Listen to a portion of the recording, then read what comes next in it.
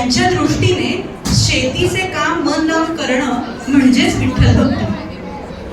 मुलं जशी अभ्यास मन लावून करतात ना, तसं आत्ताच्या पिढीने आदर्श ठेवावा अशा संत सावता महाराजांचा हा अभंग ऐकूया.